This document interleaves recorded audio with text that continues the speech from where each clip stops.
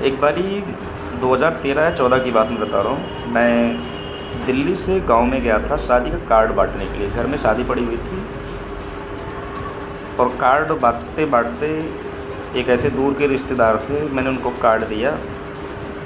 और एक्चुअली मुझे पहचान नहीं रहे थे। मैंने परिचय बताया, मैं इनका बेटा हूँ, पापा जी का नाम लेते हुए मैंने बोला। तो उन्होंने कहा, बेटा क्या करते हो?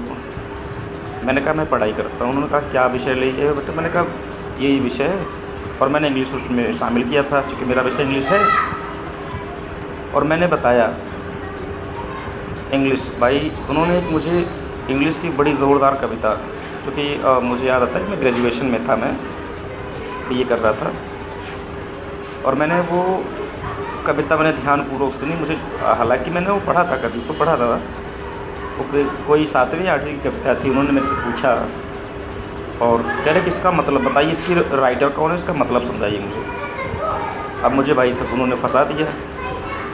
भाई ठीक है, इंग्लिश अपनी जगह है भाई, इंग्लिश ग्रामर बड़ा ज़बरदस्त था मेरा उस टाइम पे भी था, लेकिन कविताएं कुछ अलग कहती हैं। और भाई मुझे उन्होंने फंसा दिया और कायदे से फंसाया। तो उन्होंने मुझे नसीहत दी, बेटा और अच्छे से पढ़ो। हालांकि मैं पढ़ाई किया और आज भाई उसमें जितने भी अलंकार होते हैं वो एक्चुअली उसमें अलंकार, अगर आप जानते हैं अंग्रेजी के अलंकारों को, तभी आप उसका मतलब समझा पाएंगे, क्या कहना चाह रहा, क्या नहीं कहना चाह रहा कविता। अब उसके राइटर पता नहीं कितने कौन कौन से होते हैं, तो पता नहीं था मेरे को। ये 2013 या 12 की बात, हाँ 2013 की बात है ये। कल्पना करिए, ऐसे ऐसे अंकल जी बैठे हुए थे फंसाने वाले।